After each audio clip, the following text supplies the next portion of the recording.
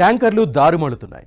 రోజుకు 200 ట్రిప్పులకు పైగా tanker నింపేటోళ్ళ tampering చేస్తున్నారు. డ్రైవర్తో పలువురు కుమ్మక్కవుతున్నారు.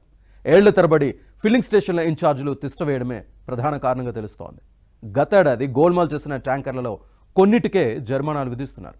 అత్యధిక ట్యాంకర్లు ఉద్యోగులు, యూనియన్ నేతలవే ఉంటున్నాయి.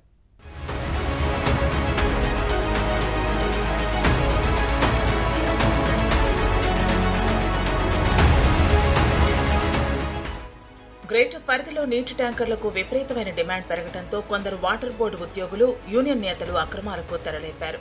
ఫిల్లింగ్ స్టేషన్ల ఇన్ఛార్జీలతో కుమ్మక్కై ట్యాంకర్లను పక్కదారి పట్టిస్తూ బోర్డు ఆదాయానికి గండి కొడుతున్నారు.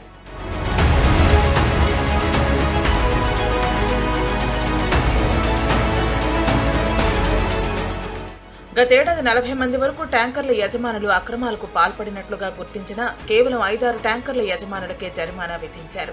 నగరంలో 960 ట్యాంకర్లను వాటర్ బోర్డు అద్దె ప్రాతిపదికన నడిపిస్తోంది. ఎల్బీనగర్ వంటి డివిజన్లో తక్కువగా, మాదాపూర్ వంటి ప్రాంతాల్లో ఎక్కువగా ఇలా సరాసరి రోజుకు 6500 నుంచి 7500 వరకు ట్రిప్పులు నడుస్తున్నాయి. ప్రస్తుతం వాటర్ బోర్డు పరిధిలో 78 ఫిల్లింగ్ స్టేషన్లు ఉండగా దాదాపు 120 ఫిల్లింగ్ పాయింట్ల ద్వారా ట్యాంకర్లను నింపుతున్నారు.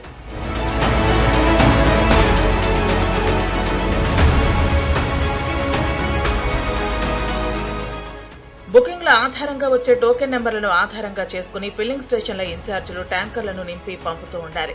ట్యాంకర్లను సీరియల్ ప్రకారంగా నింపేందుకు, ఆన్లైన్లో మానిటరింగ్ చేసేందుకు కూడా ప్రత్యేక వ్యవస్థను వాటర్ బోర్డు ఏర్పాటు చేసింది.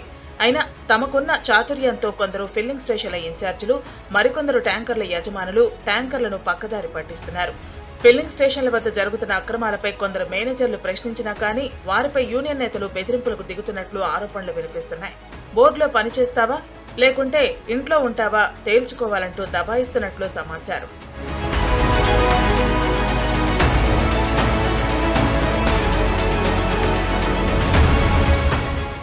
కొందరు ట్యాంకర్ల యజమానులు తమ స్నేహితులు, సన్నిహితులతో డొమెస్టిక్ ట్యాంకర్లను బుక్ చేసి వాటిని కమర్షియల్లో విక్రయిస్తున్నారు. గతేడాది వేసవిలో రోజు 8000 నుంచి 10,000 వరకు ట్యాంకర్లు డిమాండ్ ఉండగా కొందరు డ్రైవర్లు అక్రమ పద్ధతిలో వాటిని బుక్ చేశారు. ట్యాంకర్ బుక్ చేసుకోలేని వారి క్యాన్ నెంబర్లను గుర్తించి వాటికి డ్రైవర్ల నెంబర్లు అనుసంధానం చేసి వాళ్లే డొమెస్టిక్ అవసరాల కోసం బుక్ చేసేవారు.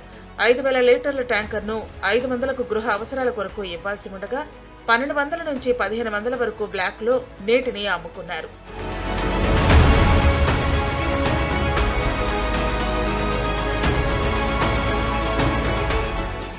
ఒక్కో క్యాన్ నెంబర్పై వందలాది ట్రిప్పుల ట్యాంకర్లను బుక్ చేసి అడ్డగోలు ధరలకు విక్రయించారు.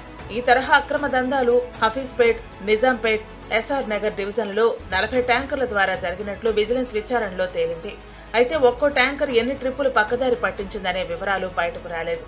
అక్రమాలు చేస్తూ పట్టుబడిన ట్యాంకర్ల యజమానులకు సొమ్మును రికవరీ చేయడంతో పాటు జరిమానా విధించాలని మొదట అధికారులు నిర్ణయించగా ఇందులో కేవలం 5-6 ట్యాంకర్ల నుంచే డబ్బును రాబట్టారు. మిగతా ట్యాంకర్ల యజమానులను వదిలేశారు. ఇందులో చాలా వరకు యూనియన్ నేతలు, వాటర్ బోర్డు ఉద్యోగులకు సంబంధించినవే ఉండటంతో సొమ్మును రికవరీ చేయలేదు.